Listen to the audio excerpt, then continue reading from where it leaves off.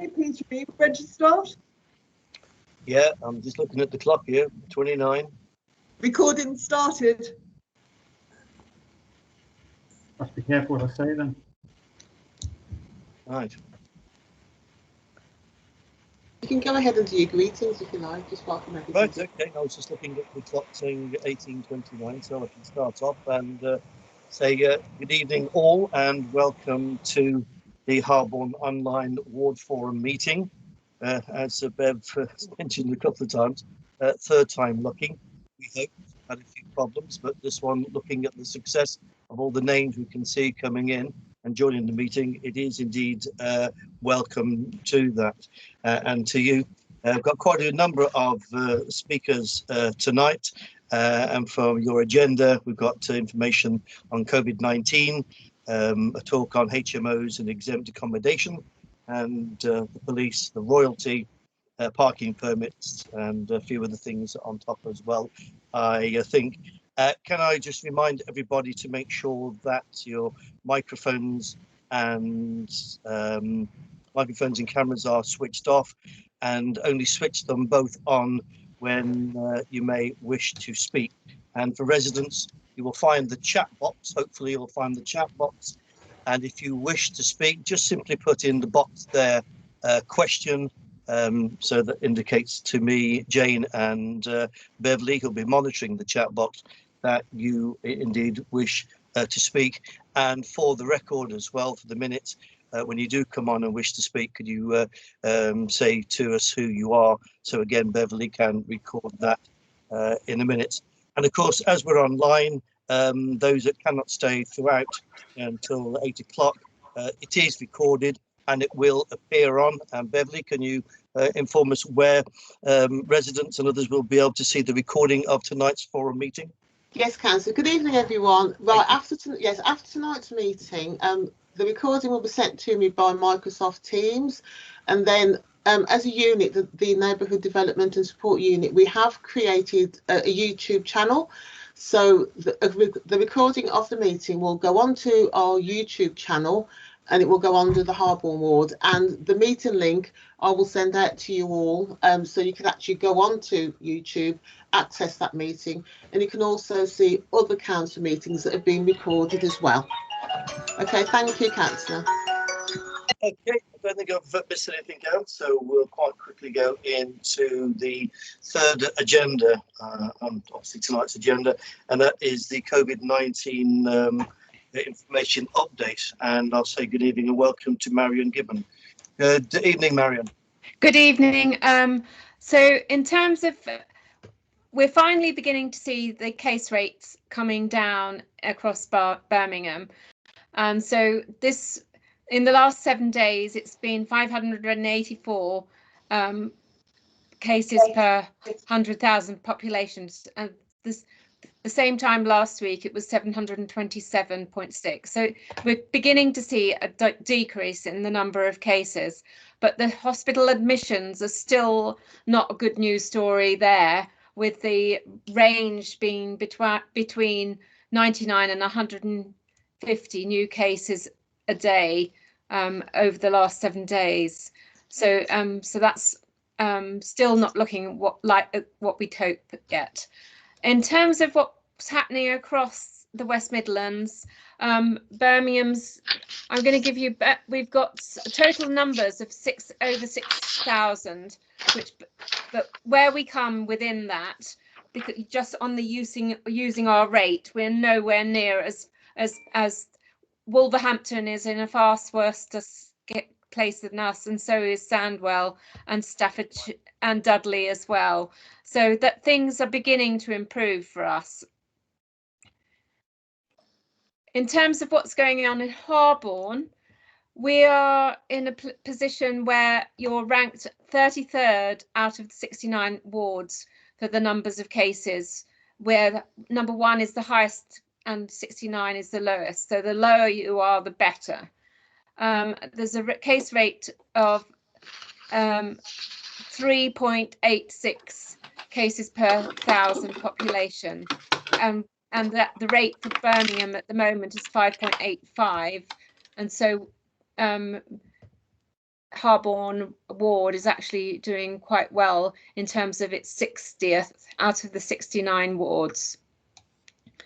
In terms of where we are with the age groups, the largest percentages are in the working age population with of 20 to 39, and luckily we're seeing that the numbers in the above 60s has come down, and it's 12% and 5% in the 80 and over. In terms of what's happening with the ethnic groups now, we're seeing Birmingham and Harborne are very much similar to the situation for Birmingham in terms of the age groups. When it comes to ethnicity, it's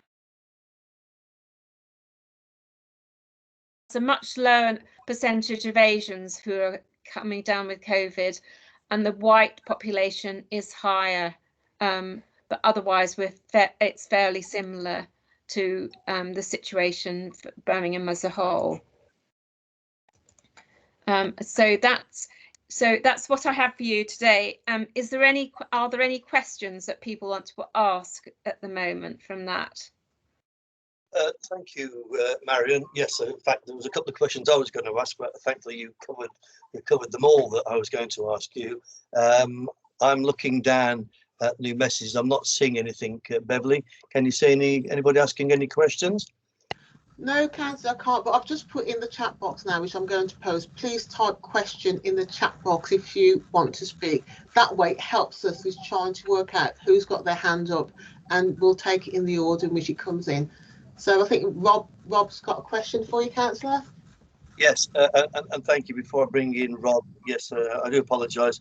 I should have mentioned from the beginning that to help us make sure we get people in line after this one is not to raise your hands, but put, as Beverly has said, just put question in there. But Rob, please come in. Okay, quick question really. Can you tell us about the rollout of the vaccine across the medical practices in the Harborne ward? Is it coming through smoothly? Are we getting what we're expecting in the way of vaccine? There have been a few, I don't know about Harborne specifically, in terms of what's happening across Birmingham as a whole. Birmingham is doing incredibly well in terms of its vaccinations, but there are some shortages of vaccines that are kind of happening at a national level, and it's expected that will have ramifications for us as a whole. But at the moment, I would say that Birmingham is doing incredibly well in terms of the rollout. It's absolutely first class. The GPs are doing a really excellent job. Thank you. Okay, thank you, Rob. I've got one question I've seen in the chat box from Kate. Good evening, Kate. Does the messaging remain the same, i.e. just stay at home? Yes, it does. Yes, at the moment, yes, just that's the safest place to be. If you can possibly work from home, continue to do that, and yeah, stay at home as much as you can. The situation for schools, there's no further information as yet, and it appears that that's going to continue to be the case for some time.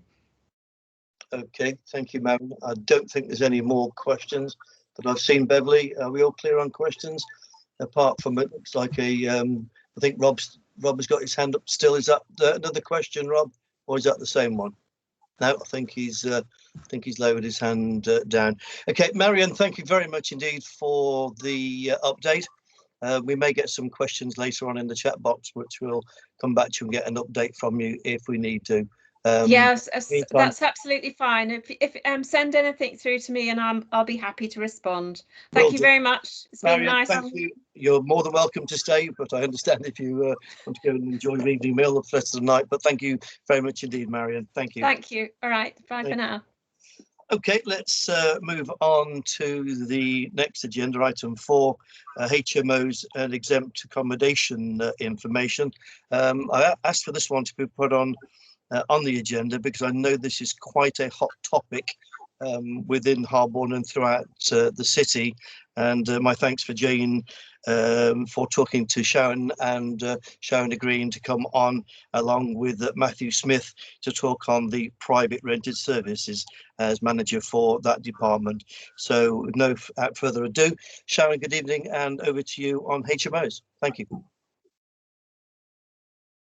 Thank you very much, Chair, and thank you, Councillor Francis Jane, for inviting me along today.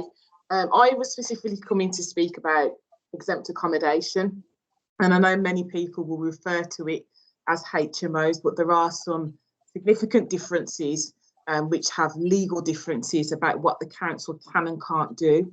So exempt accommodation is those that house supported housing. It's usually for people that it's non-for-profit providers, and it's for those that need an element of support. Now, there are some good landlords out there across the city, and there are some that are causing us major problems, not just in Harborne, but across the city, and it's a big topic. And there's a number of things that the council can and can't do when it comes to exempt accommodation. So exempt accommodation is often exempt from a number of planning rules. Article 4, it's exempt from that. It will be exempt from selective licensing. There are other measures that it's exempt from, making it very difficult for us to do much in terms of addressing this issue because of some of the national legislation around that, particularly around housing benefit, enforcement, and some other areas that I'm sure Matt will pick up on if I've got anything wrong, or more indeed to give more detail. So the Birmingham City Council was invited alongside 5 other local authorities across the country to participate in a pilot across the country looking at exempt. So we put in a funding application form and we bidded for what was up to £1 million for us, and that's what we secured. And it was specifically to look at exempt accommodation. So in terms of exempt, the pilot, which was approved through Cabinet to receive the money, what it is looking at is at the standards that we've got. Birmingham standalone has developed a set of what we call a charter of rights, so that tenants understand what their rights are when it comes to exempt accommodation. And we've been hailed as an exemplar across the country for putting that together. We've also put together a series of quality assurance framework, which looks at the provider's responsibilities in terms of their tenants. And it's in line with the social housing regulator, who sort of regulates this market, but also has some additional things that we think in Birmingham would help improve the standards and make life better for the tenant as well as local people across the city. Now, because it's not legislative, it's not law, we can't make it mandatory to join up with the quality assurance. What we have done is we've gone and spoke to a number of referral agencies that would refer into this market.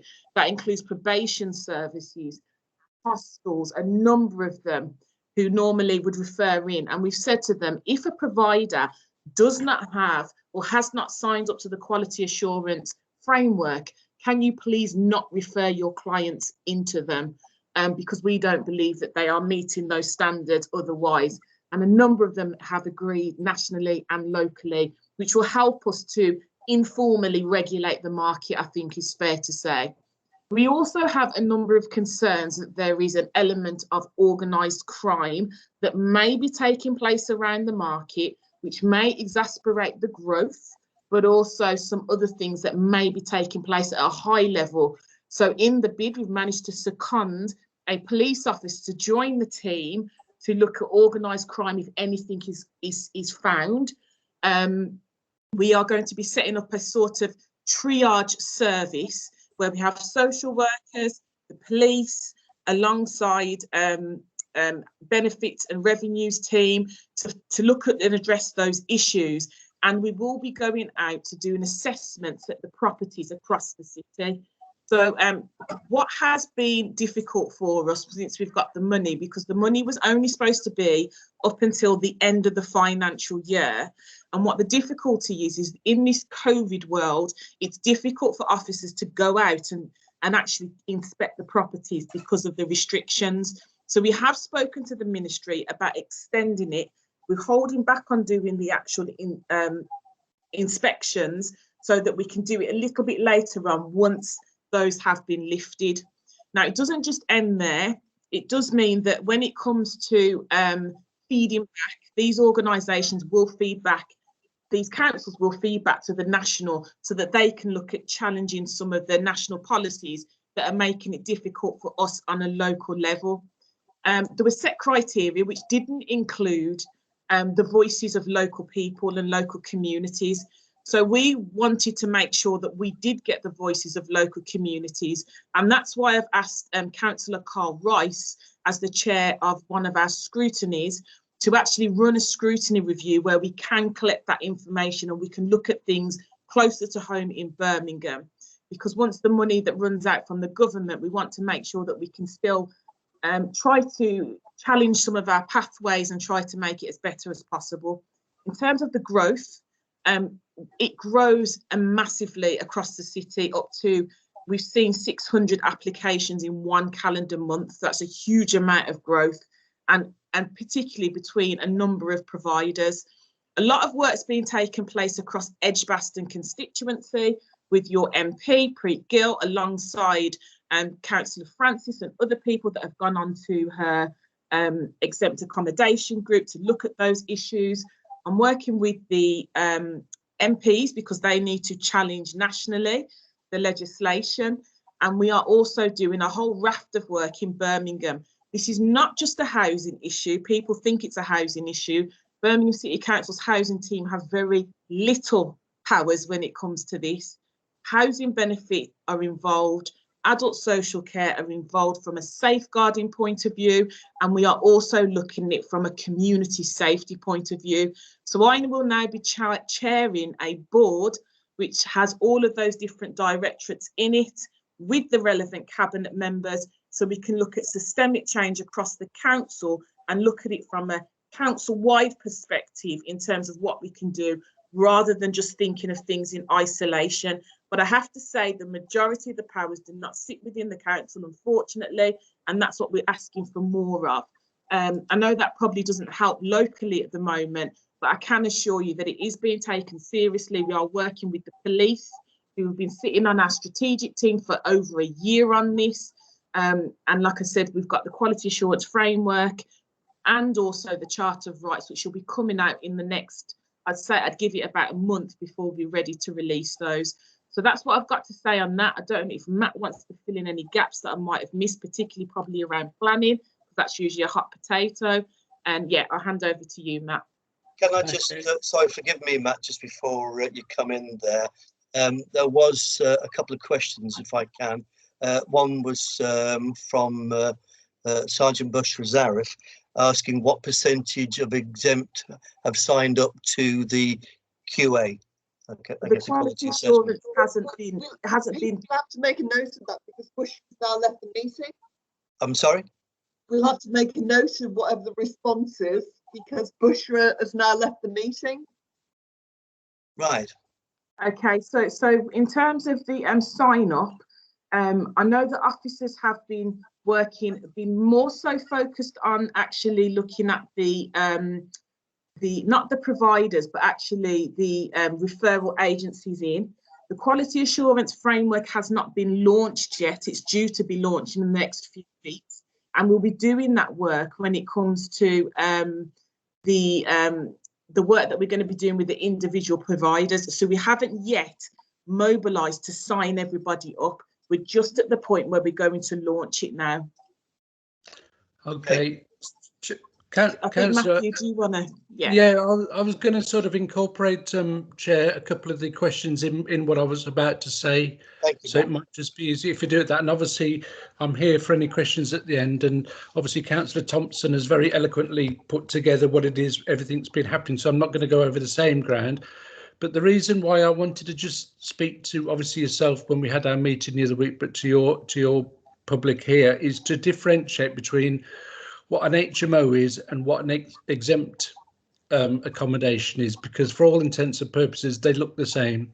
They look the same from the outside. They've got 5 doorbells on, they've got 5 dustbins, and they look exactly the same. You know, number 2 Station Road looks the same as number 4 Station Road, but they are a world apart when it comes to legislation and what we can do. So whilst I'm going to talk about the things, I'm going to do a bit of a sweet and sour here, because obviously this is about what we're positively doing that Councillor Thompson has just talked about. But it is vital to me that everybody around the table understands the difference and what avenue to go to when you have a complaint or a referral. Excuse me. So very briefly, traditionally there are HMOs, which are houses full of unrelated people, forming what they call a housing multi-occupation. Where there is 5 or more unrelated people all living in one house, that property by law requires the landlord to apply for an HMO licence, okay? And very roughly that licence is between £800 and £1,000 every 5 years. So, you know, there are thousands of these properties, and as Councillor Thompson said, there's lots and lots of wonderful landlords, but also you can imagine, like every walk of life, there are unscrupulous landlords, criminal landlords who think they can get away with not doing what everybody else should do. Yeah. So obviously, as part of my team, we deal with the enforcement of regular HMOs. So we can prosecute landlords for not having a licence. We can serve what's termed a civil penalty on landlords where they don't have a licence. But also these regular HMOs have to adhere to what's called management regulations. So have to have a fire alarm system in, fire doors, etc., etc. Okay, so that's, if I call that the day job of HMOs, you'll understand there's a big difference between what Councillor Thompson talked about, which is exempt accommodation.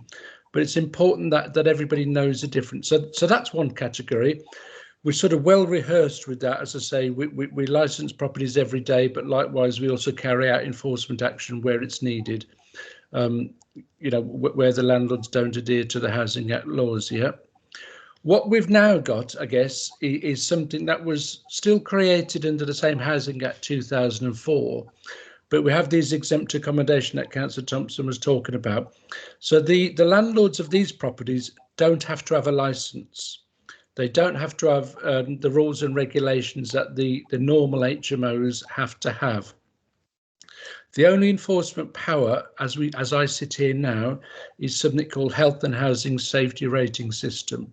And that normally is generated from one of the tenants themselves plucking up the courage to complain about the property, and we can tackle that property depending on what the issue is. But because they don't have a license, you know, we can't prosecute them in the same way as we would do private landlords. We can't just sort of, you know, knock the front door and march ourselves in like we almost can with these other properties. So they are worlds apart in what action we can take. Okay. But as Councillor Thompson's referred to, you know, proactively now we are sitting down, and we've been talking about this for, you know, for lots of meetings, but we are actually here now where we can physically do something about it. So there are visits that have started to happen with the exempt accommodation, but again, as Councillor Thompson says, the majority of them are curtailed for obvious reasons. A lot of the complaints, I would say, are of antisocial behaviour nature.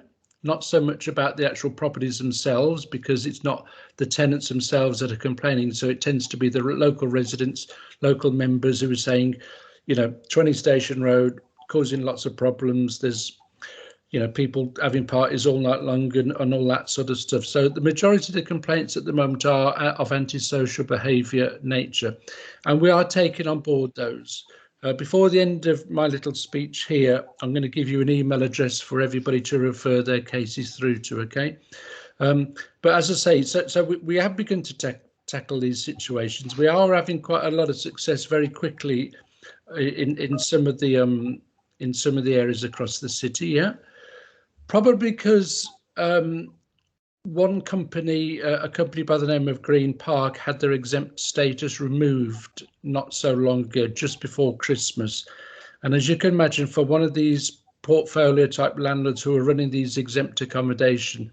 As a registered provider, which Green Park were, they are the people that are able to open up these places and claim the exempt status for the tenants, and those tenants via housing benefit, the landlords can claim up to £250 a week for the tenants of those properties. So you can understand in those two scenarios, house number 2, which is a normal landlord, say £80 a week for 5 tenants, that's £400. For the same property next door that's run by an exempt accommodation, a registered provider, those 5 tenants can be up to £250 a week. So for 5 tenants, that's £1,250. So you can understand the massive difference there is in rental income. So you can fully understand in some cases where the private landlords are saying, hold on, why am I paying a license every 5 years when the house next door, which is pretty much run exactly the same, doesn't have to have a license? And that's one of the things that Councillor Thompson was talking about there, about a change in legislation is the only way we're going to change that. And Councillor Thompson mentioned the fact that various MPs across the city are sort of, I can't say marching on government anymore because that might incite a riot, but proverbially that might, you know, talking to government and that sort of stuff is the only way you're going to get legislative changes in that way. So as I say, I just wanted to give everybody that positive understanding that we can do something about HMOs. Which category they fall into is for us to do the research, I say. So whilst there is a list that you can obtain online of the licensed HMOs, there isn't a said list for the registered provider exempt accommodation type properties yet. So what I would want from this group here and from any group across the whole of the city where any HMO is causing issues, whether it's a, shall we call it a private licensable HMO, or whether it's an exempt accommodation HMO in inverted commas, yeah, that's not for you to worry about, but we can feed back what type it is. And obviously, depending on what type of HMO it is, as I previously said, depends on what direction we go with that complaint or referral.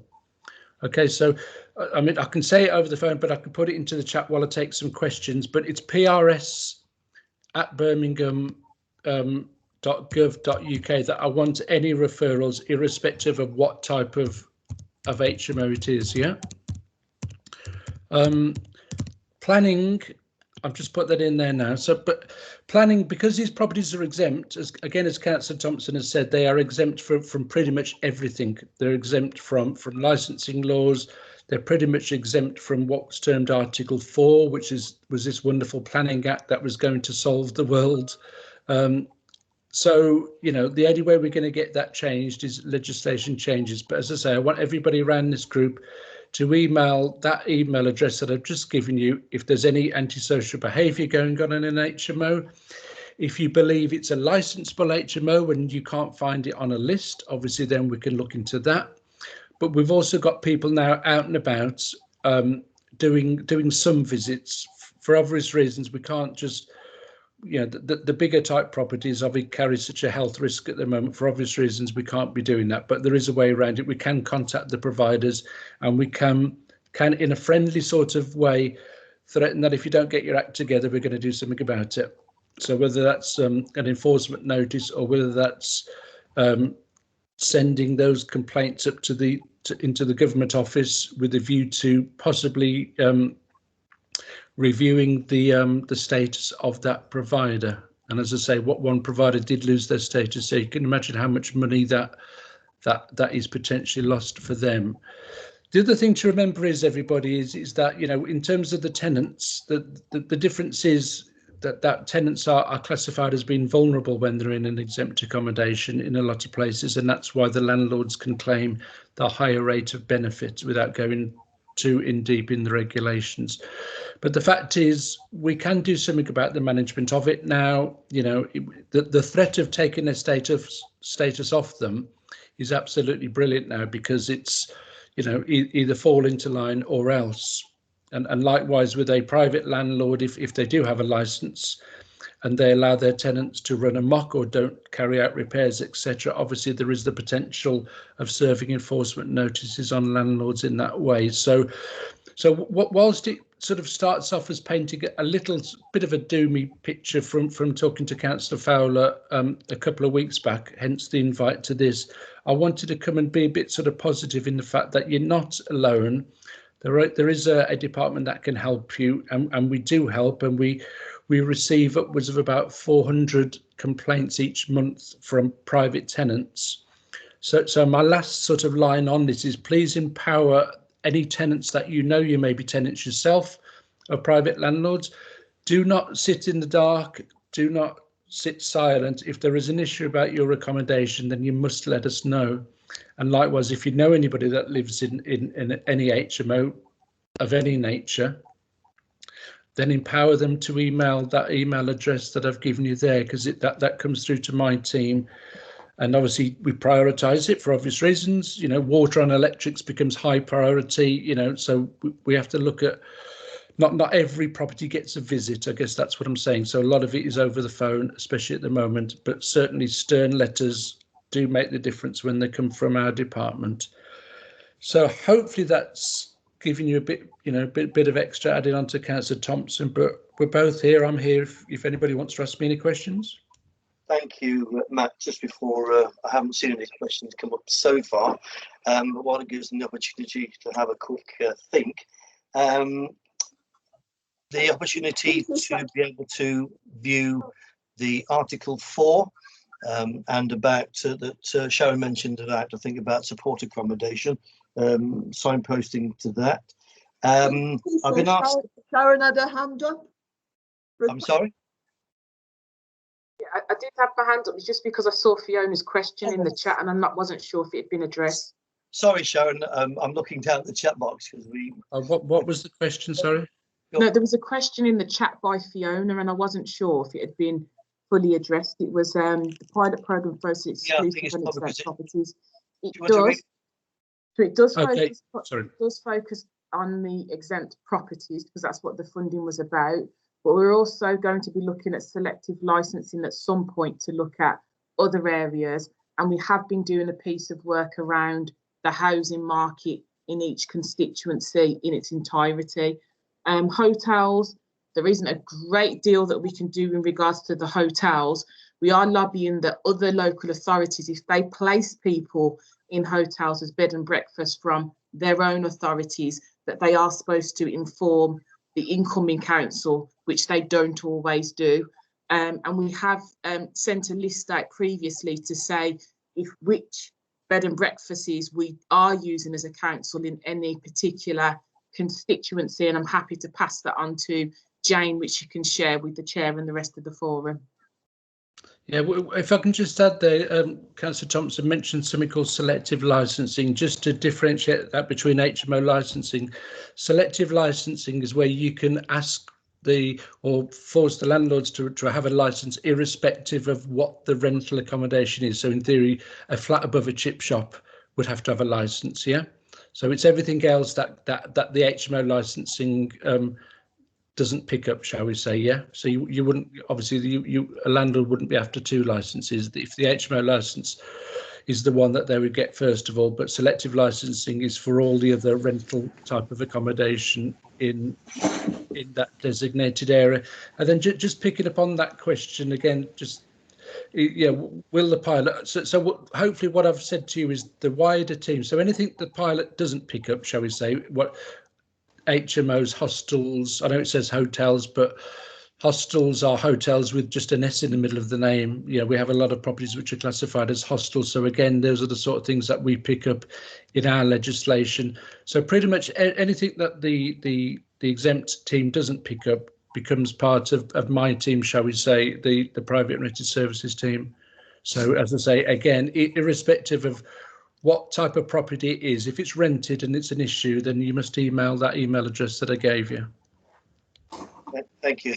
Thank you for the question as well, Fiona. I think because the chat shot up quite much higher, so I missed it.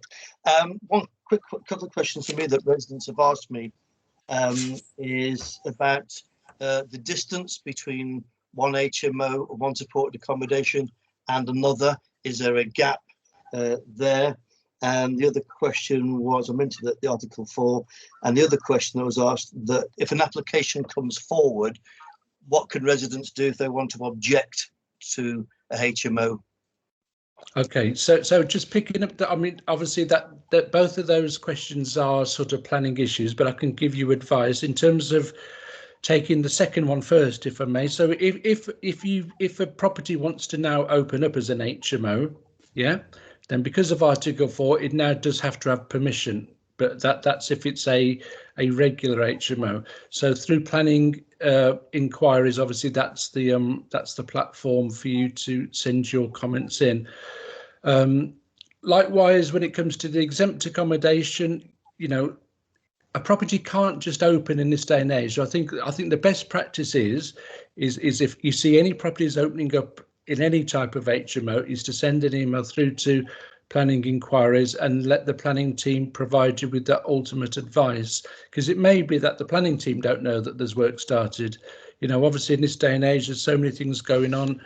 You know, we can't you guys are our eyes and ears 24/7. We're sort of your eyes and ears for the daytime in terms of administrating schemes and enforcement powers. So you must let us know. And if you're not sure of the planning address, you know, if you email PRS, then we can send it through.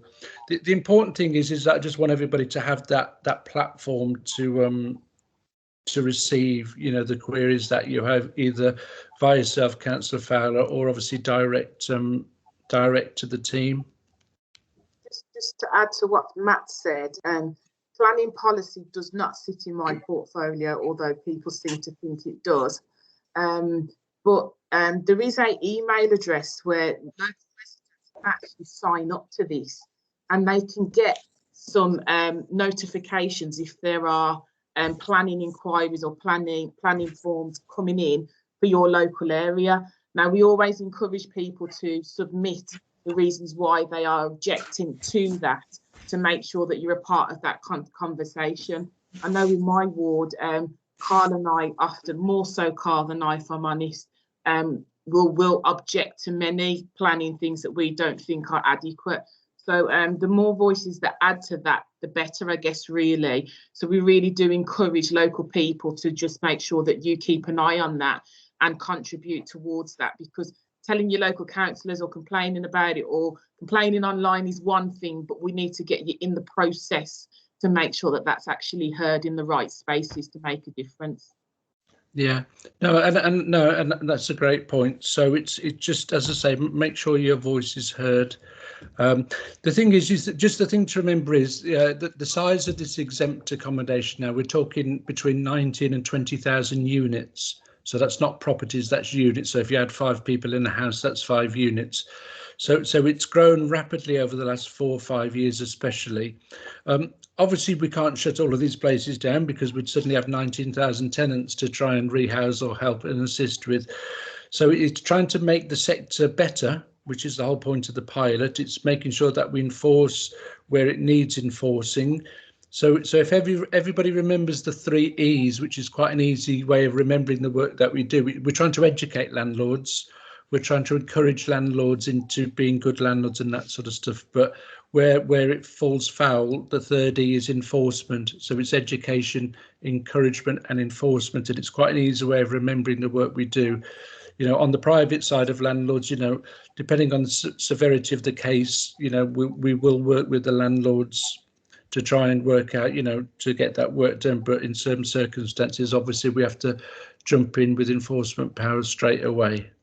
And as I say, the fines attached to private landlords on the licensing side can be upwards to about £35,000–50,000 where they fail to license their HMO and they run a property that they think is acceptable and it's as far removed as being acceptable.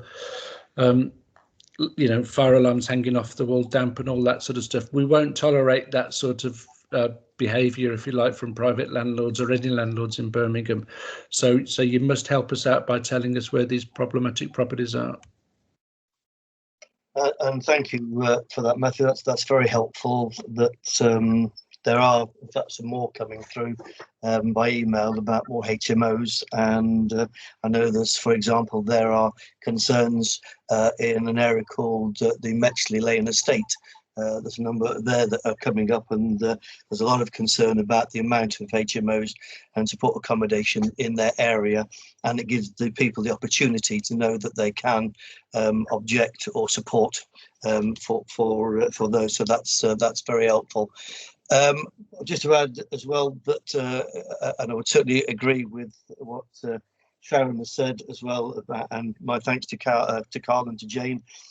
In the conversation with Preet Gill last week, we both agreed that this has to be cross-party from both MPs of Birmingham City and also cross-party across the board from Birmingham City councillors, because it's not just one area. As Councillor Thompson has said, this is a citywide, and a lot of people do feel it's now getting a little bit, one word that was used to me was an epidemic of them, and it just shows the concern, hence the reason why I thought people would welcome listening from Sharon and your good self about HMOs and supported accommodation, what's coming up, what's happening, and how they can object if they wish, if there's something coming up in their areas. Can I thank Sharon, and can I thank Matthew? Thank you both for coming on board and updating us on HMOs and supported accommodation. And I'm sure there may be emails coming your way in the coming days and weeks further on this. With that, thank you both very much indeed. Okay, that's a pleasure. Thank you. Thank you. Okay, if we can move on to agenda item number 5, which is local updates, and hopefully there are a little bit of problems with internet. I'm hoping we've got our sergeant for Harborne, that is Sergeant Bushra Zarif. Bushra, are you on with us?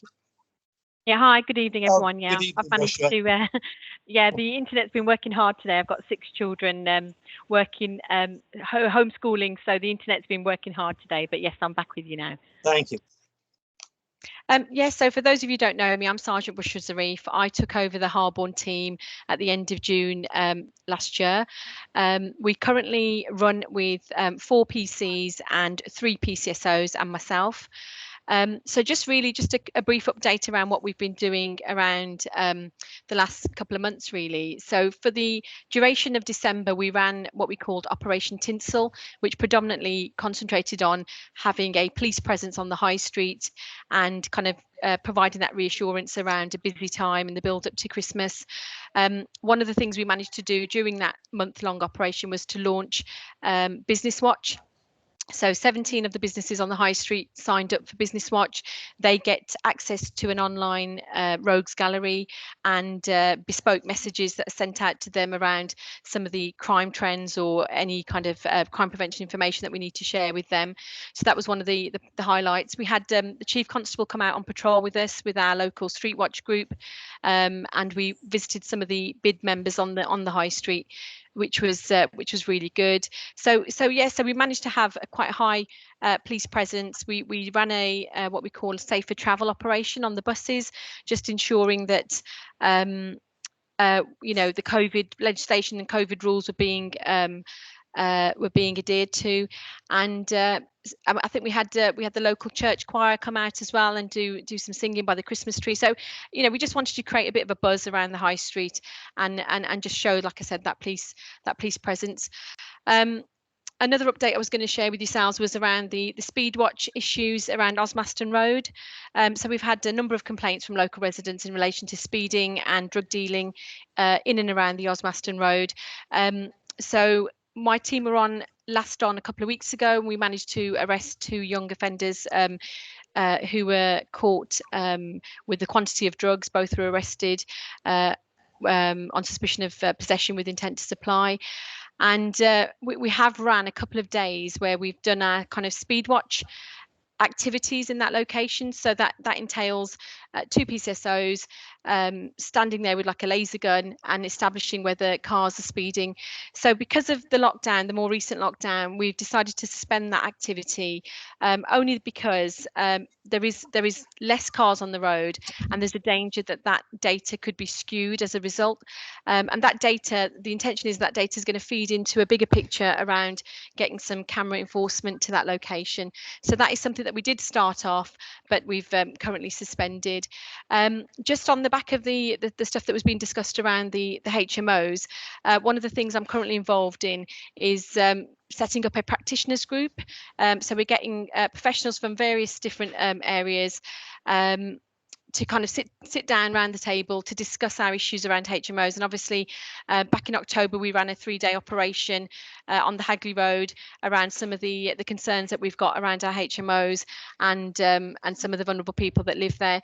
So that is something that Caroline Anson from the council is leading on. So we are looking to probably have our first meeting with that group next month.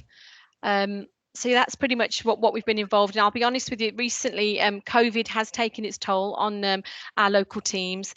So you may have seen a decrease in police presence. It has impacted on staff quite significantly, but I'm pleased to say that staff are beginning to return to work, and we should see an increased presence in the next coming weeks. Are there any questions for me? Yes, beat me to it. I'm not seeing anything in the area at the moment in the chat box or any hands up, so I'm thinking that people are quite happy.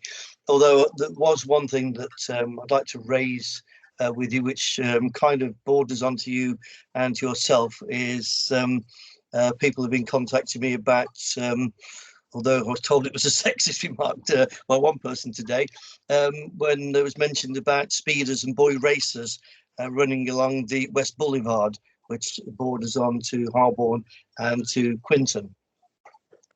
Yeah, that is something obviously Peter and I spoke about earlier today. I think predominantly it affects the Quinton team. So the Bartley Quinton team are on this week, and I have fed that back to their supervisor. So it's something that they're aware of. It isn't something that has impacted the Harborne team as much. I don't recall kind of getting any calls in relation to that, but I know the Quinton team are aware, and it is something that we are passing attention to. Okay, thank you. We can pass that information on to Councillor Booth. Jane? I said we can pass that information on to Councillor Booth in Quinton. Yeah, she can be in with the police as well. Yeah, thank you, Jane. That's very helpful. I think that'd be helpful to let her know as well, Councillor Booth. Okay, I'm not seeing anybody else that is looking to ask questions, and I'm conscious as well that Sarah Hanson from the StreetWatch, because we put that on as a regular thing, but I think, as you mentioned before, Bushra, that the StreetWatch, because of the COVID and lockdown, they're not allowed to be out and about. Am I correct in that?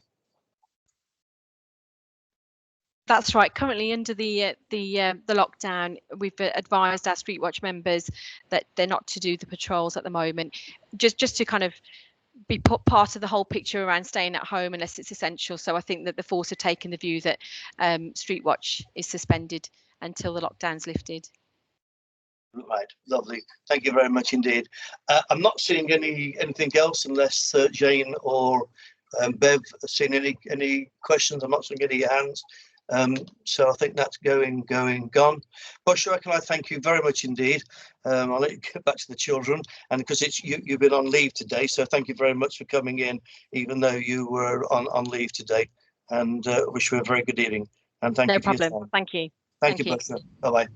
Thank you. Okay, let's move on to the next one, item number 2 in agenda 5, and that is about the royalty, the former cinema on the High Street, and I'll introduce Andrew Fuller, or introduce himself from Birmingham City Council, and give us an update on the royalty, please. Good evening, Andrew. Thank you, Councillor. Yes, just a quick update on the royalty. In November last year, we received an options appraisal to look at the various potential uses that the building can facilitate in conjunction with the degrees of physical intervention to the building. We reviewed that, myself and the Principal Conservation Officer, and we're satisfied with the scope and the general context of that report. And early next month, we are organising a meeting with Historic England so that they can review it and they can buy in the appropriateness of the preferred option.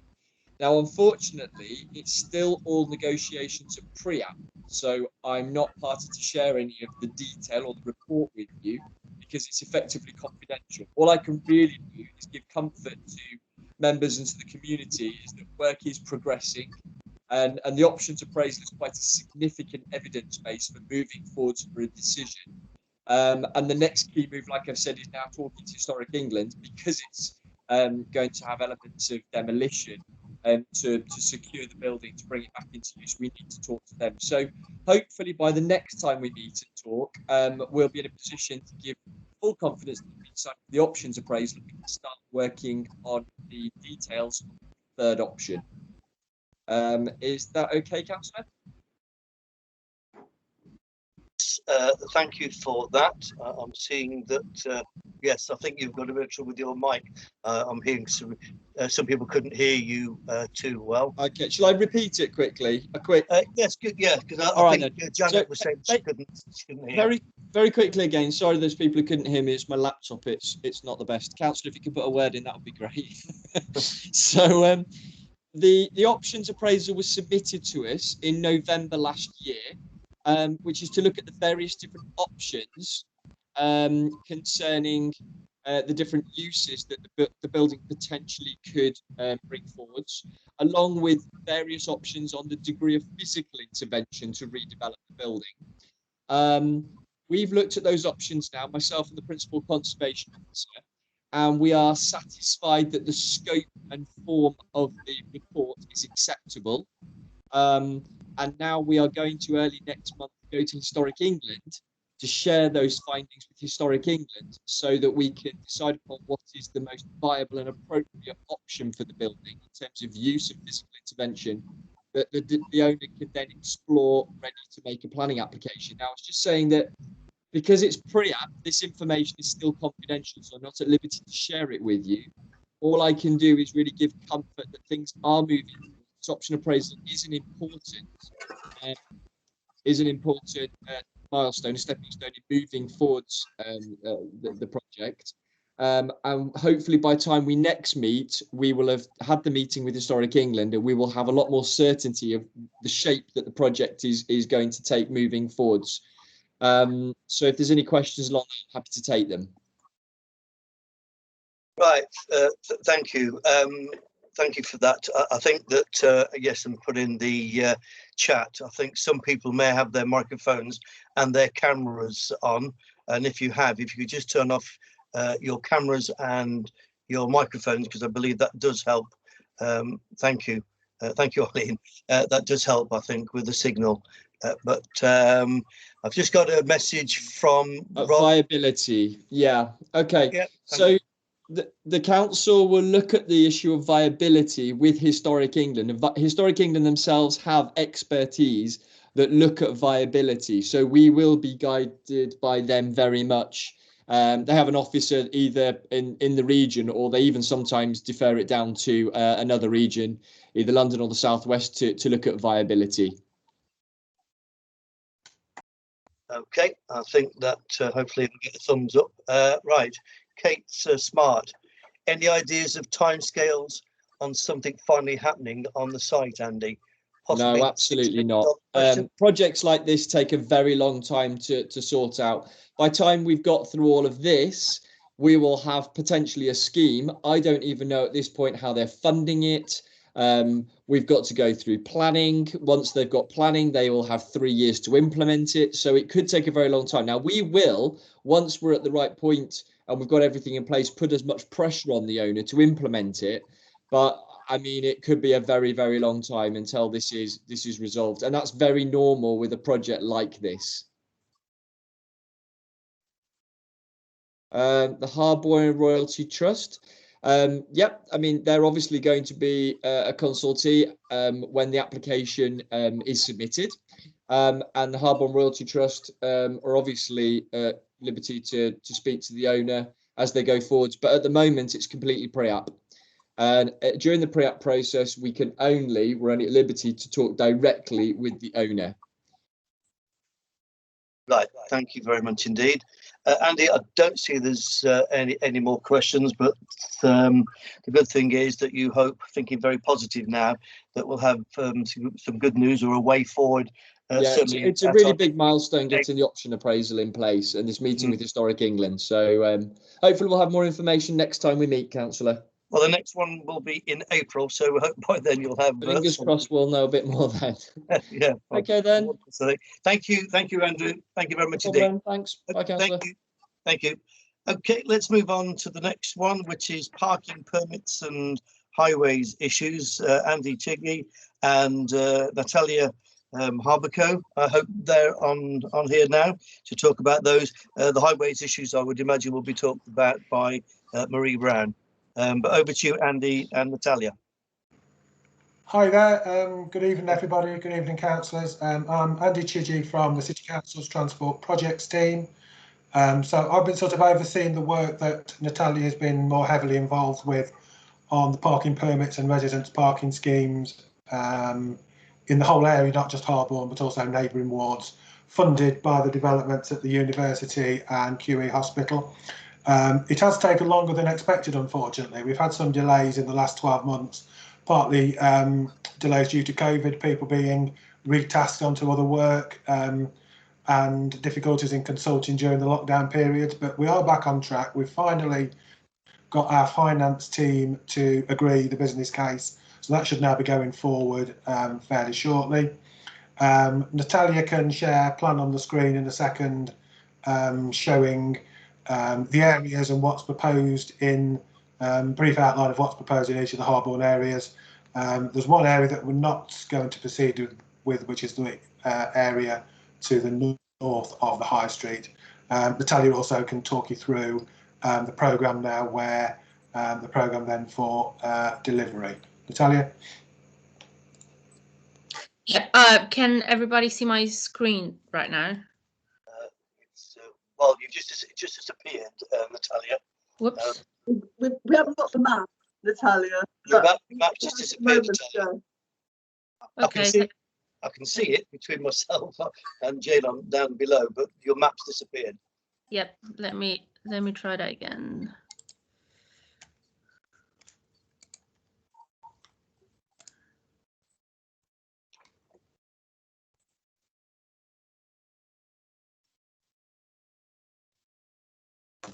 Unfortunately, no, we haven't got the map. Yeah, it's strange. It was there, and then just suddenly disappeared, Natalia.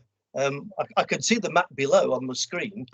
If you can see the map in the little box below, if you click on it, it should come up to be the main screen. Well, no, I've clicked on it and I can't, unless Beverly can. Okay. There you go. It should be on the screen now, Councillor. Yes, I'll put it on my screen. It's there, Natalia. Okay, thank you. Okay, that's great.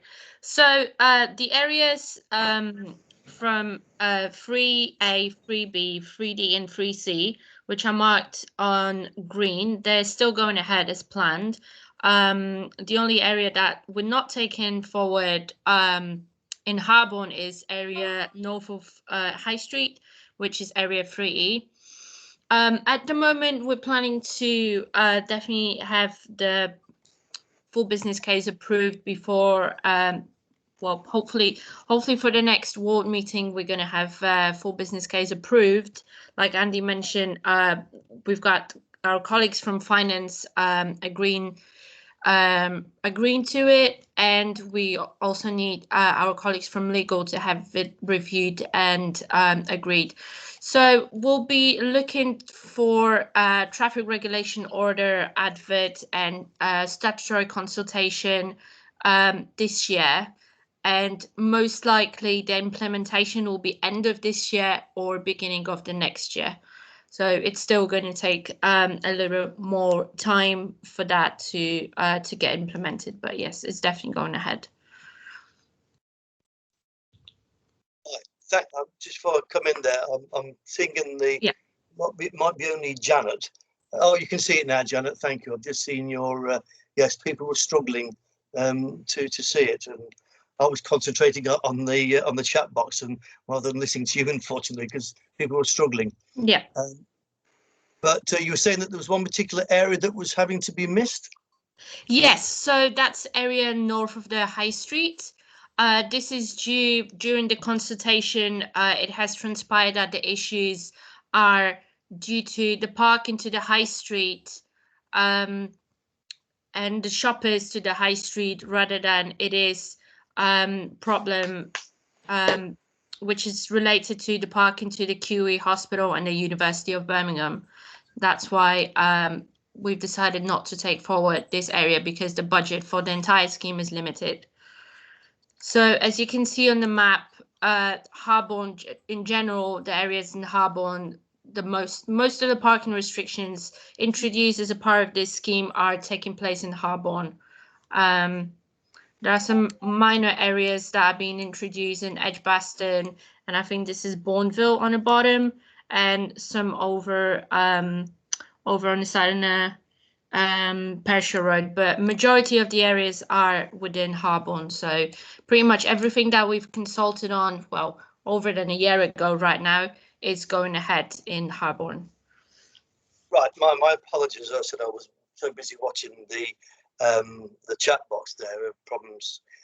One thing I meant to ask you, you probably did say that, but because there's been Jane and I have been a bit frustrated because this has been going on since God was around, so to speak, and we're just wondering when the implementation. I know you've gone through various processes within the council, but I guess a lot of people are saying, when is this finally going to happen?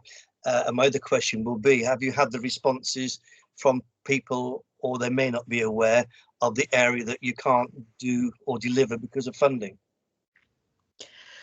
Okay, so we will be looking to do statutory traffic regulation order consultation this year, which is mandatory consultation. Everybody will who lives in a proposed area that we're proposing to take forward, they will receive a letter with the consultation that they will need to respond, and they will be able to share our feedback with us, and then we'll have to review all this feedback and make any amendments or go ahead with the order. So that will take some time, and that will happen this year.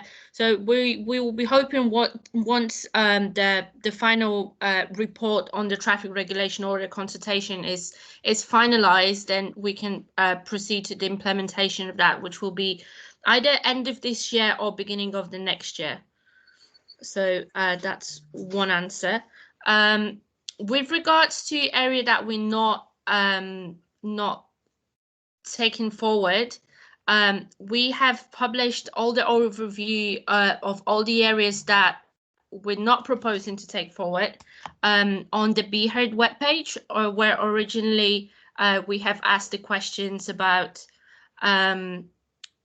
this scheme. So I appreciate that was a while ago, but if you just type in Birmingham Be Heard and then parking, that should take you to the webpage, and that will give you more information about all the reasoning why we taking forward some areas but not taking the other areas. Okay, I've got a few questions in the chat box, which I'll just come to ask. One thing, you mentioned the final report is likely to be the end of this year, early next year. So how long has this taken? I think a number of residents have asked, how long has this taken in its totality, first of all? I believe I believe we have consulted 2019. I'll need to double check that.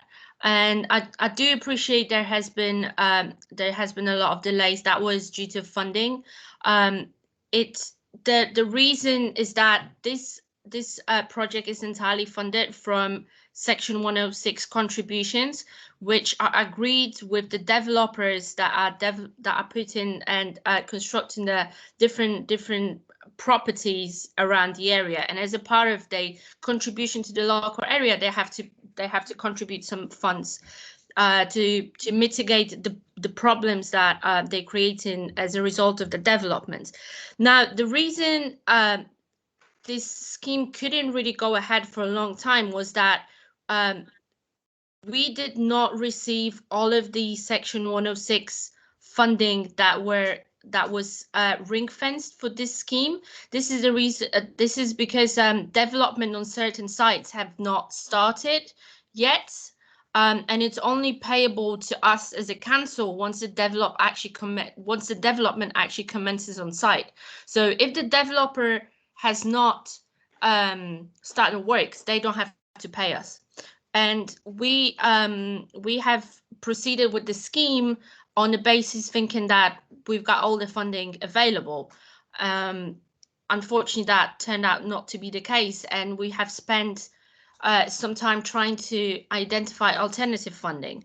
On top of that, there has been issues with the delay with the COVID, so that sort of have had compounded effect on getting the schemes in place and just delays happening. But I'm confident to say that we are now progressing with the scheme as fast as we can. Okay, thank you for that. There's a few questions. First, I'm seeing from Matthew Ty. Good evening, Matthew. Between the various areas, will some be prioritised over others for implementation first? Do you want me to answer that one? Yes. Yeah, so the plan you should be able to see on screen. So it's the areas shown in green are the priority for delivery. The area shown in orange, which is kind of the Sally Park area, would be delivered if we can get some additional funding. So out of the green areas, I don't think there's any particular priority for delivery. It's likely that all 4 or 5 areas will go forward together for delivery as sort of one contract.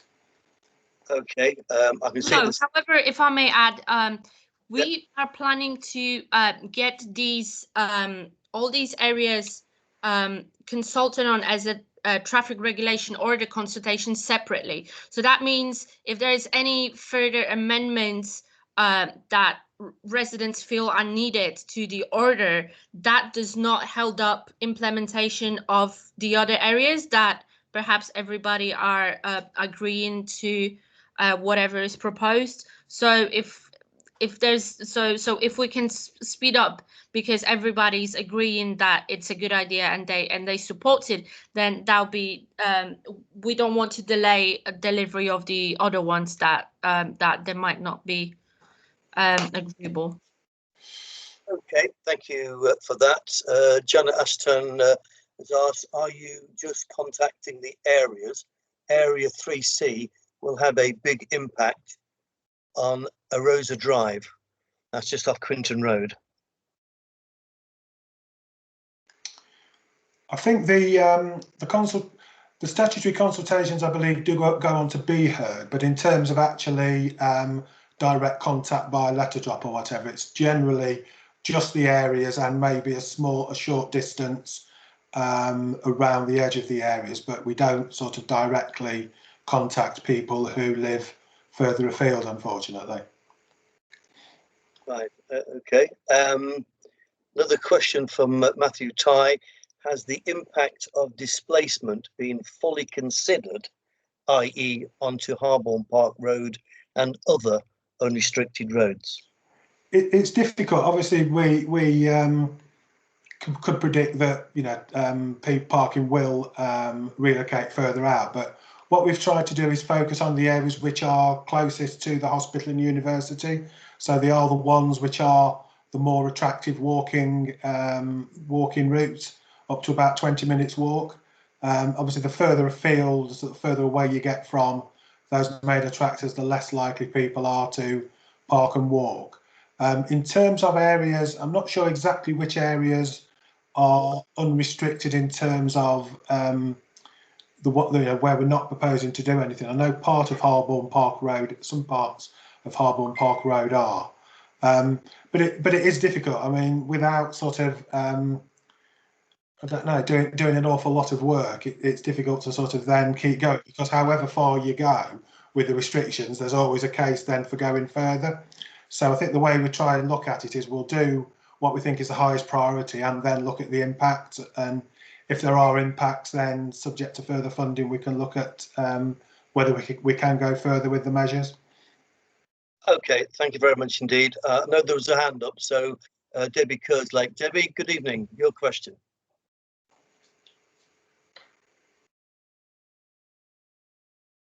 I think, Peter, that I don't think Debbie's here, Debbie, but a couple more questions we could pick up. Thank you. I'm just going into the box again. I could just see. Yeah, Rob asked, will the hospital be contributing towards the cost? Yeah, that's correct. I think it's partly the hospital, partly the university. Natalia can probably come in with the details, but it's basically the new development. So where there's been new development, and I think some of that is some of the technology site park and things like that, then that's where the money is generally coming from. There's a small amount coming from the City Council's own resources, but that's only a very small part of it. I think, Natalia, do you know some details exactly of where the funding's from? Sorry. Yes, so there are developments. There are the hospital as an estate are operating in conjunction with the university, and they are developing their own facilities. So I know there is some funding being contributed as a result of developments by the hospital. Thank you, Natalia. There's following question from Ryan. I live by the Copper Fox in the permit area. Can I ask, how will anybody really police this policy at night time, i.e. when the Copper Fox is open? I think generally we've tried to do the restrictions so they sort of last till early part or mid part of the evening, which I think we recognise is probably the limit for when enforcement is likely to take place. So I think a lot of the restrictions don't go into the later part of the evening when we know it's unrealistic to expect anybody to police it. But I think in terms of the university and the hospital, it's more of a daytime issue anyway. I'm not sure the specific issues around the Copper Fox, whether that's something that this scheme would address. I'm not quite sure where that is, the Copper Fox. The Copper Fox is on the Quinton Road, and you've got Cadnam Road as well. I think one of the things that Ryan Smith is alluding to as well is the fact is the Copper Fox has been actually putting in some planning applications, and Ryan, quite rightly so, is concerned about the number of parking that's going to occur with any permitted development that is given for the extensions at the Copper Fox. But leading on to that as well, the same area just down the road from Ryan is a place called Poole Crescent, and I know that there are a number of people just waiting for these permits to come in, because like other places like Cross Farm Road and other areas within that vicinity, they do suffer greatly with people from the hospital parking in those areas and then walking to the hospital, and that's what's causing to people to be very disturbed of what's been going on for some years now, I gather. Okay. So is the Copper Fox going to be residential then, rather than hospitality, or is it being extended as a hospitality? It's currently a public house. It's just been refurbished a couple of years ago, now called the Copper Fox, and I think Ryan may actually give a thumbs up or something. Because I think they've just been applying to extend the rear of it, but it's attracting more parking around the area. That's the main concern I think that Ryan has. I'm hoping I'm right on that. The other question that I have to ask you is that the areas that you've actually said you're not looking at because of I think that was area 28, the High Street. So that is, oh yes, thank you, Ryan. I can see he's just stop there because I just want to see whether Ryan wants to say a few words. Ryan, did you want to come in? Yes, if possible, please. Yes, Ryan, please. I would just like to say, loads of people park on Quentin Road from the hospital, and also the new Copper Fox. Now, at the back of me, where is also the permit area, is student accommodation. Now, obviously, the students have to park somewhere. They all park along there, but the Copper Fox parking is also going to be there because they've got no additional parking planned. Like I say, I think that probably comes under the planning more than yourselves, but unless you want to come in there, one of you or both. Yeah, well, I don't know the detail. They've already got planning consent for these extensions, have they? No, their first one actually was refused, and they put in another application now. Yeah. But yeah. I think it's something that we may have to take forward to planning for Ryan. Yeah, I think so. Yeah, I mean that's obviously something that's probably happened since we did the original consultations. Very much so. Okay, I don't think there's any other questions there. No hands up, no more in the chat box. So with that, on the high street, I was going to ask you was that is now subject to funding. Should residents actually say there to myself or Jane, why aren't we included? It's because of funding. So we've now got to try and attract some funding for that area. Am I right on that? If you're talking area 3E to the north of the high street, then yes. We couldn't justify using the hospital or university funding there, so it would need to be funding from another source and probably reconsult with the residents to try and agree the best measures there as well, because I think there was a bit of a difference of opinion on preferred option in that area as well. Right. Okay. I think that's it. I can't see any other hands raised or any other questions in the box. So thank you both very much indeed for that update. And we look forward to probably some more news, if not in April, towards the middle or October meeting. Yeah, we'll keep you updated. That would be helpful. If you can keep us updated, myself or Jane can update residents as well. So thank you very much indeed for that. Yeah, okay, let's think it will. So I heard somebody talking. So I thought I heard somebody, I think it was Natalie saying goodbye. Next one is Marie Brown. I'm with the Marie. Are you on here, Marie? On highway issues, if any? I'm hearing stun. Have I taken it, Beverly, that she's not on? Good evening, Councillor.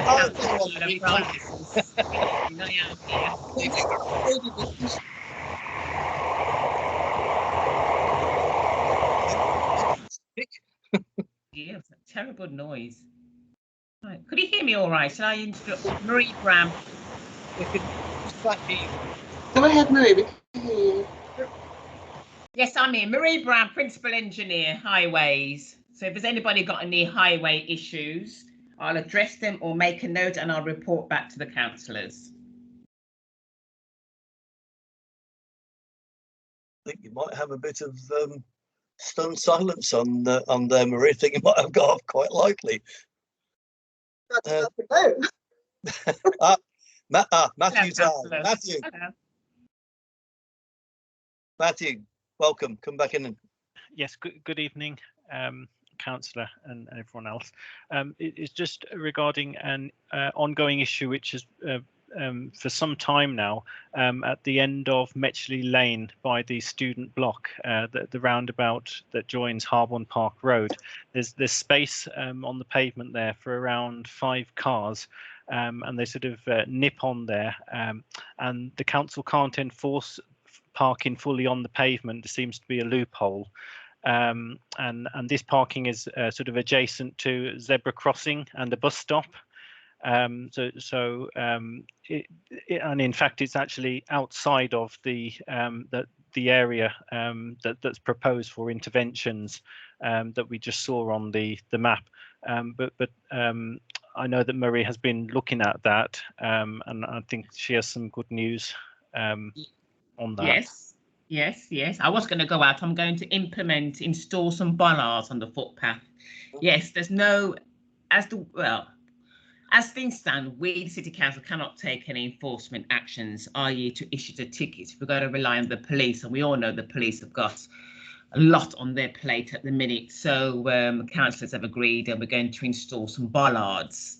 I did plan on going out this morning to mark them up, but because of all the snow, the bad weather at the weekend, so order's going to be raised by, well, as soon as the snow goes away, I'll be out there marking it up. And I know quite a few bollards are needed, but yes, that is the way forward to deter the inconsiderate parking. Right. Thank you for that. Do you want to come back in, Matthew? Yes, just to say thank you for sort of picking that concern up, because that will make a huge amount of difference for the pedestrians and the road users in that area. Thank you. Yes, I was grateful for you raising that as well, Matthew. There was another lady further up the road that hence the reason why I visited there and took a lot of photos of that particular area, and was saying to Marie that especially with the new student block that is there, I think it's even more important. And when we were discussing it, we discussed either gating or bollards, and thankfully Marie's been able to come up with the introducing some bollards in there. And we've also asked, well, I've asked Marie, and I've spoken to West Midlands Passenger Transport, I think it is, about the possibility of a bus shelter on that side as well, because it's right at the back. So hopefully, if we can get that in, then we have to make sure the bollards don't go too far. Otherwise, we might have a few problems there. But that's a good plan way forward on that, and I hope that has helped that situation there on Metchley Lane. And we'll try and do a bit more work on the grass verges as well, that as you walk further up, which Marie has photos of cars parked on the grass verges, and it actually is making it look a right eyesore going right up the way to the traffic lights. So thank you for that, Matthew. I'm just looking here, a question for Marie, please. It's just jumped up. Question for Marie. Highways, Nightlow Park. Is there a provisional date for the handover of highways to the council, please? Marie. Nightlow Park. Nightlow Park. Not. Yeah, up Gilhurst Way. Marie, Nightlow Park is a private development, and it's been an ongoing issue about getting handover. Thank you. Right, thank you, councillor. No, I'm not aware of that. It will be projects who will know whether it's going to become highway maintainable at public expense. But if councillor fancy just inform it's private development, no, I don't know. I wouldn't know that. I can find out if it is going to become highway. Can we try and get find out? What's it called? Sorry, Nightlow. Belinda. Nightlow Park. Park. Thank you. Yeah, I think Jane's has had some dealings with that. Am I right, Jane? Peter, yes, I've got all the details. Yep. I've had a chat with Jane. I know that she dealt with that some time ago. Okay, I'll be in touch. Okay, next one is from Beth Brown. Welcome, Beth. Marie, what is the best way to contact you if you have any highway issues or if any highway issues arise? Sorry, it just jumped up then. Right, yes. What's the best way to contact you? Especially working from home now due to the pandemic, all my contact details, full postal address, landline, mobile. The landline is on call forward, so it'll automatically ring. Your call will automatically divert to my mobile, or you can drop me an email. Got my laptop on all the time.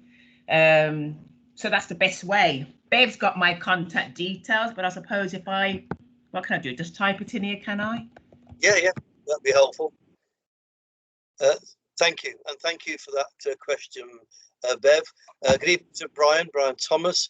Is there a possibility of a 20-mile-an-hour? It's all right, you'll have to excuse me because they're jumping up again. Lost it completely now. Of a 20-mile-an-hour speed limit on Fellows Lane? Well, there's a possibility, yes. A lot of the 20-mile-per-hour zones which are in were under a experimental time, really, but it's all part of a traffic regulation, or it is a traffic regulation order, a 20 mile per hour. So if there's any roads what you'd like for us to consider, drop me an email. I'll look into it, but you have to bear in mind that any proposals for a traffic regulation order or traffic calming scheme is going to be funded from the local pots. It's not much money we get, but we do get a little bit of money every year. And myself, I'll sit down with both councillors and we decide the best way to spend the money. So we wouldn't qualify for to dip into the local safety budget if it doesn't meet criteria. And there's so much sort of red tape you've got to go through to sort of qualify. There's got to be a number of collisions. People don't like to hear that, but there's got to be a number of collisions. And even then, even if it does meet criteria collision-wise, it doesn't necessarily mean or guarantee that the road or location will be accepted for a local safety scheme. So a lot of schemes which are being undertaken in the Harborne area have been funded from our own little personal pots. For example, this year we're going to implement the permanent signs on Harborne Park Road. That's been the signs have always been there, but they haven't been to specifications. So we're just formalising those signs there, right at the junction with Old Church Road as you cut through the grass reservation. And we're putting in a number of drop curbs for disabled parents pushing buggies, using these motorised scooters, able to cross over the road more safely. And there's a little bit of double yellow lines we're extending in Grays Road, just right by the pub, to run across that car park on the right-hand side. It's a one-way road, very narrow. Got a lot of obstruction issues. It's been going on for a number of years. So that is how we're spending our money. So the Harborne budget's already been accounted for. And now, of course, we're just squeezing number of bollards. We think we'll probably need about 9 bollards. We could just about afford it on Metchley Lane, where the location outside the student accommodation by the zebra crossing we just discussed. So anything else, we're going to wait until the new financial year. And as I said earlier, I'll sit down with the councillors and best decide how to spend the money. Right, I'm seeing that down at the very bottom. Marie and Chair, can I just... Hang on a minute. I was just about to say... I just advise we've got only a few minutes hang on a left. minute, you can talk it over. I was about to say Brian had left and joined the meeting. I just want to know, Brian, if you heard all that and you were happy with that, if you could let us know by a thumbs up, that'd be great. Jane, over to you now. No, I just wanted to say we've got 4 minutes left and then the meeting will stop. Well, for any highway issues, please email me. Please, I've just put my email address. Send me an email and I will respond. Right. Thank you, Councillor. Thank you. Jane, I know Jane has got another meeting, I think, to go to 8 o'clock. I think we have to just run over just slightly, then we will, only for a short while. Ryan asked, could you please just clarify what rules there are about people parking on pavement? I think it is.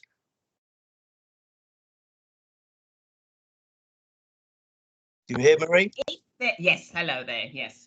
If there is a current traffic regulation order, double or single yellow lines, then us, the City Council, can carry out enforcement. So any new TRO which have been implemented, like I've just touched on Grays Road, any new single or double yellow lines which are painted on the road, if somebody parks on the footpath adjacent to the marking, we, the City Council, can carry out enforcement actions. The old TRO doesn't go to the back of footway, so we will rely, and if there's no yellow or single or double, then unfortunately we've got to rely on the police. Only the police can carry out enforcement actions if they are parking causing obstruction on the highway, whether it's footway, even the road or the grass verge, the police.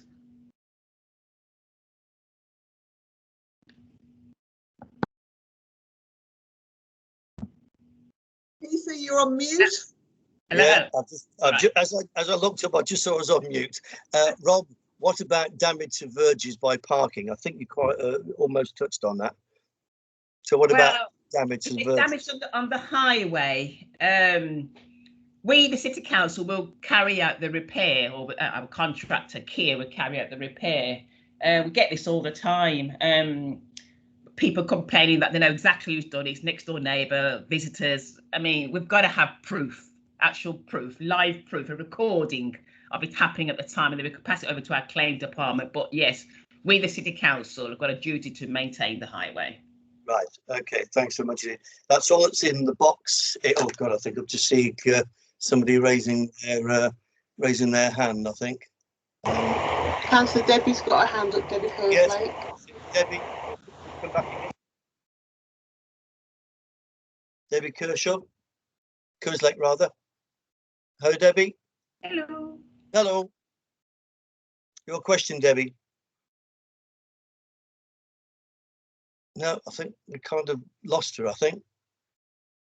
Okay, just in case she might allow me, and lots of clicks here. I'm just going to go back to the chat box. Yeah, she's okay. Trees. What about that again? Doesn't come under you, does it? Steve Watson. Trees. Well, if the trees on the highway, yes, we maintain them. Trees in the parks is down to the park department, and of course, trees on private property, we got no jurisdiction. However, if the trees are overgrowing affecting the highway, then yes, we can approach the house owner or landowner and ask them to prune back or to cut back the tree branches. Thank you. Debbie might try and come back in a while. We're almost to the end of the agenda. One thing that I normally put on the agenda, I do apologise, and she might want to mention something. That's Kate Smart from the Harborne bid group.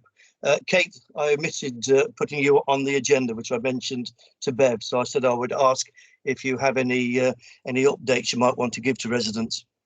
Kate. Good job I stuck around, eh? Hey. And listen to all the stuff.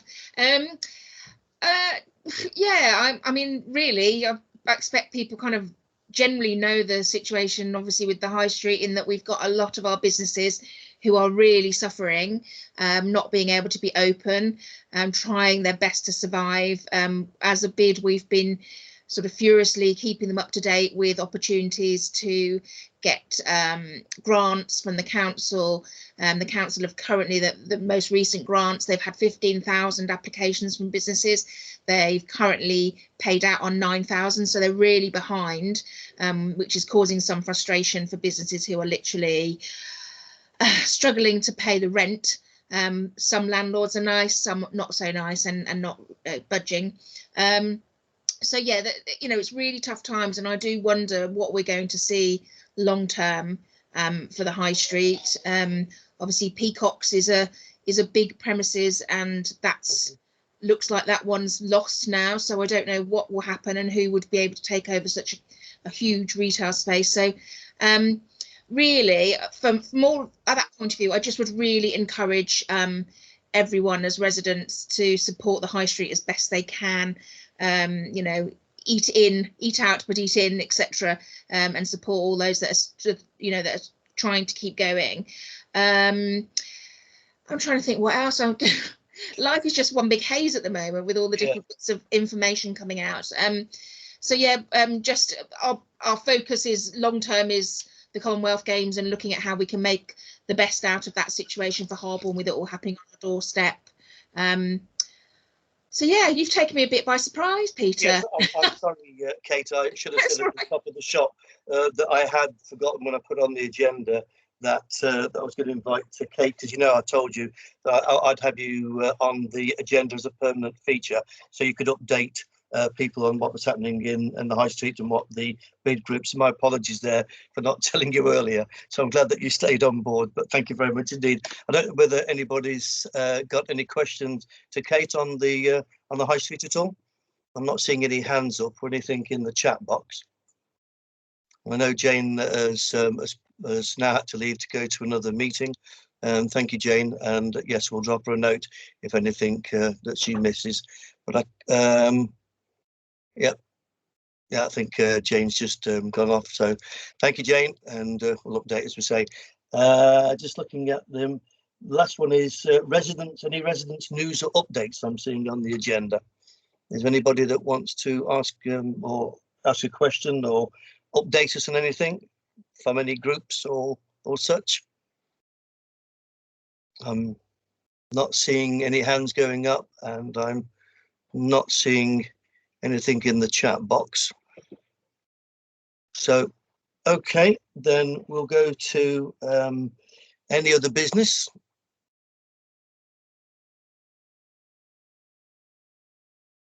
And as Bev has just put on, please feel free to ask a question. All you've got to do is just put the word question, and then I'll come to you. But by the look of it, I think we are clear on that. Okay, it's going and gone. And from there to the date of the next meeting, if you want to put it in your diaries, is for April the 26th of April. 6:30 again, and in the chair will be Councillor Jane Francis. So with that, I think, Bev, have we covered everything for the ward forum? We certainly have, Councillor. So yes, so when you're ready, we can close the meeting. Okay, well, can I thank everybody, all the residents and guests for coming on, and it was so nice on the third attempt that we finally got everybody online. So my thanks especially as well to Beverly and to Karen Cheney for getting the problems that we had sorted out, and I look forward to along with Jane and Bev and Marie to seeing you and speaking with you in April. And with that, thank you all. Wish you all a very good night, and you know where we are if you need to contact us. Thank you all.